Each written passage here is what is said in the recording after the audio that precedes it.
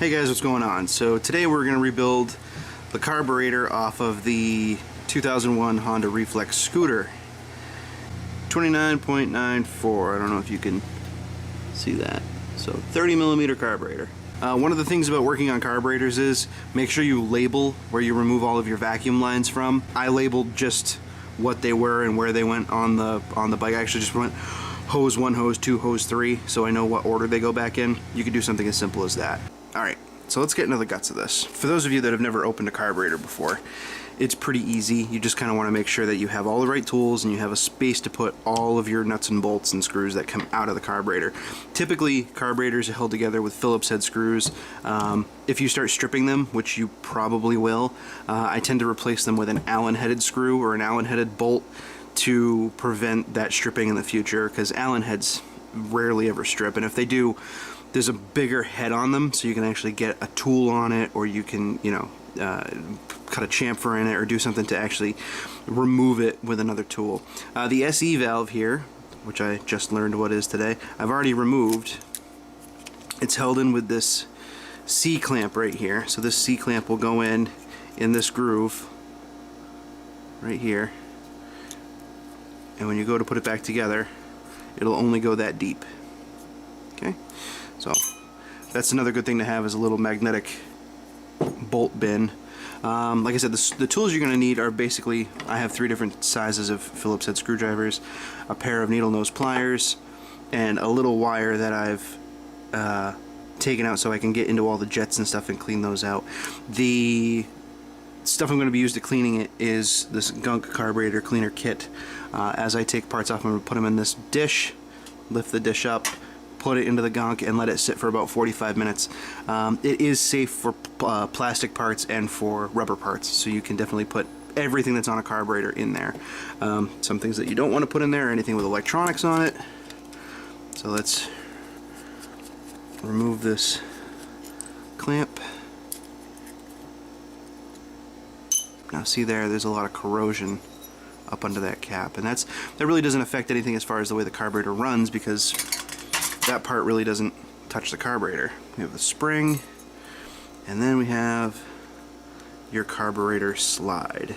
Now I know I said this stuff was safe for plastic parts, but I am absolutely not going to put this entire thing in the cleaner, only because it's unnecessary. That's all it is. And that it's not necessary for this to go into the slew either. However, this little needle is very necessary. See all the corrosion built up on it? Yeah. Actually, I could probably move most of it with my fingers. But we're gonna put that in the slew, and then this we're basically just gonna clean by hand with a microfiber. Alright, so there's that. Now we can get into the body here, and look in here. This was all under the cap. Look at this. Can you see that? There's like something growing in there. Oh. It's like all, I think there was a mud wasp living in this thing. Oh God. What is that? What is that? It's a bug. It's a bug. What's in the box? Oh God. Alright, oh jeez. This is why when you have a motorcycle that's been sitting for a long time, or a bike, or anything with a carburetor, start it up once in a while, just to keep critters from living in it. Oh, it's so bad. Oh, let me see. That little specialty tool here, a little dentist pick, a little handy dentist pick. Get in here into tight spots where you can't normally reach. Alright, so that's about as clean as I'm going to get it with dry tools. And that's all there is for the top. Now let's move to the side here. Let's remove this throttle position sensor. That's too big. It's probably a number 2. Yes. Oh, it doesn't want to go. I know I said you could do this with a bunch of screwdrivers, but drastic times come for drastic measures. This is an impact screwdriver. So it has the chuck on the top and the Phillips head fitting on top, which should fit perfectly. And what you do is you hold it in the direction this actually spins. So you hold it in the direction you want it to loosen, or you want it to go. So you hold it to the left if you want it to loosen.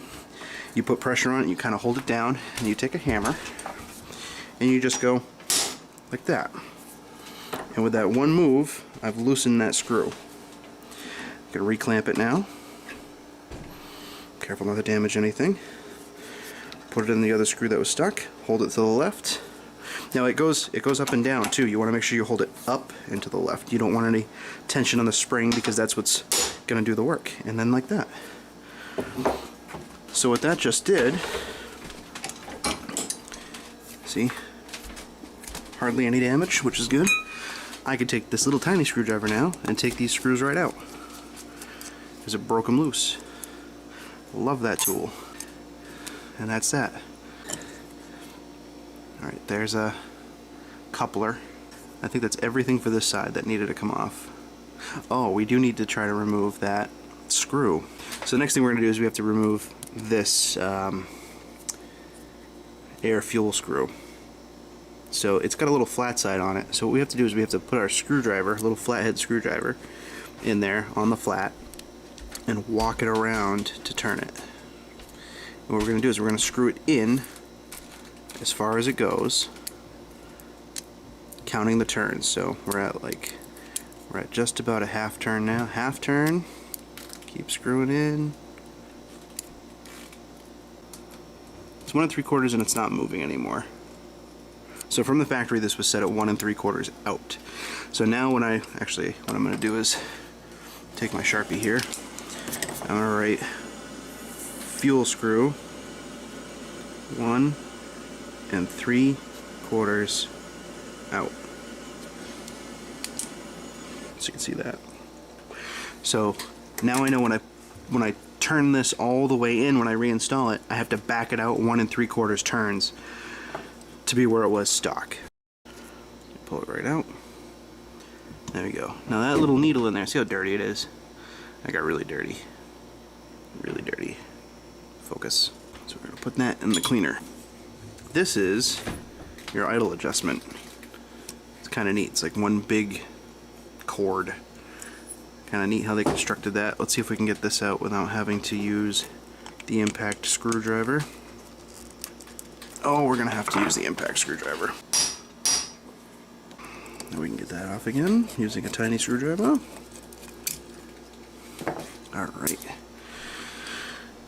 Put that in there. This we can just... Oh, there's our little block heater. Our little... blow through it just to make sure it's still good.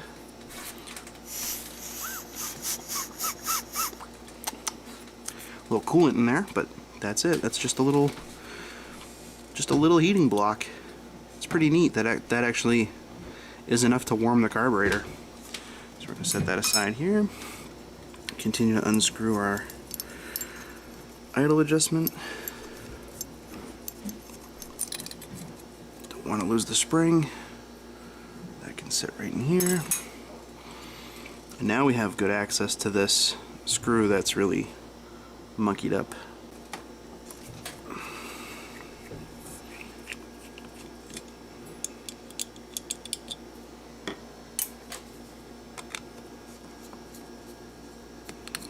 This thing is spring loaded, so be careful.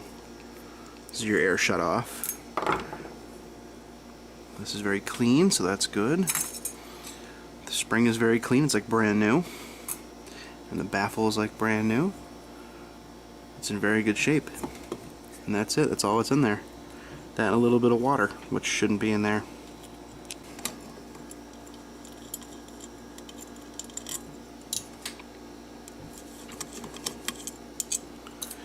Vice grips or a really good toothed pair of pliers. Looks like this breather hose is right in my way, so I'm going to have to just kind of nudge it out of the way. Just barely bend it up just to get some clearance. And we're going to go to the left, so like that. And just like that, we're loose. And now I think we can kind of fiddle a screwdriver in there. There we go. That's all she wrote. So we're going to have to definitely replace that screw. And then the bowl comes off. Oh my lord. No wonder it wasn't running well. Look at all the rust. And this is the bowl drain here. This should not be stuck. Hopefully not. It is stuck. Let's see. Oh geez, that's really stuck. There we go. All this does is allow you to drain the bowl of the carburetor before you start working on it. That's all it is. Yep. Yep, that's good. So that can go in for cleaning. This can go in for cleaning. And then we're into the meat and potatoes of this. Look at all this stuff. There's supposed to be a jet in there. Oh my lord. Look at all that rust. There is a jet in there. Oh wow. This is not great. I think we could save it though. Look at all that. Oh my lord. So, don't worry, I'm going to sweep the floor after. I just don't want that where I'm working. It doesn't look like... It looks like somebody might have been in here at one point or another, because that has screwdriver marks on it.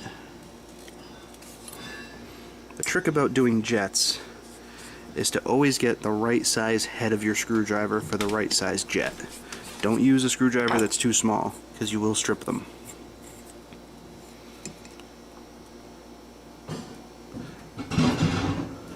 I don't know if I should try to remove the, I think I should try. I think I should. That jet is a separate part from the barrel.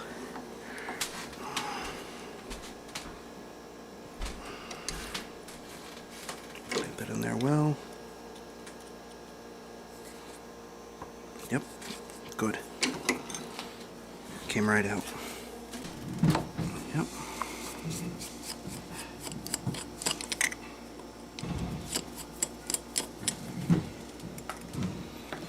There's the slow jet. Now this is all one piece, so this is just what it is. And that one, put it against the white background there, turn it up. You cannot, where am I? You can't see through that one. I think I have a punch small enough. This punch should do well. Let's put the punch on here like so. And give it a little love tap. There we go.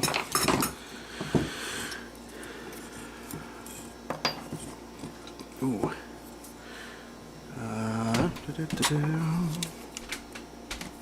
Lift it out of here without breaking it. Oh gosh. Alright, that's gonna have to get cleaned. This is your fuel shutoff needle.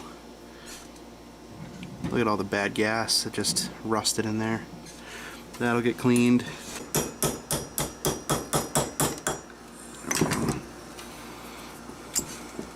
Alright, that's it. So now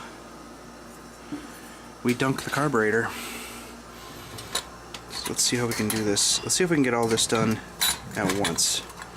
So we get this bucket of stuff, just goes right in. Hey, the float floats, no wonder. It's a good test actually. We'll just rinse it off in there. And then this can go right on top. Submerge it as best we can.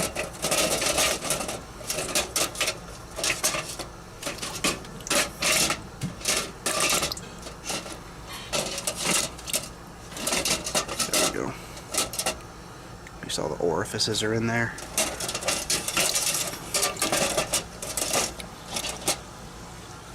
Alright. Now, this stuff tends to evaporate. So, I mean, like in 45 minutes, you'll lose a ½ inch. So we close it back up. And we let that sit for about an hour and a half. And we'll be back to check our parts.